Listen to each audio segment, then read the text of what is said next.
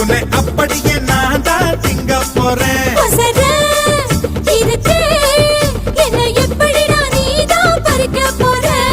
அணிலாக மாறினான், அழகாக தாவினான், அங்கங்க உன்னை கடிக்க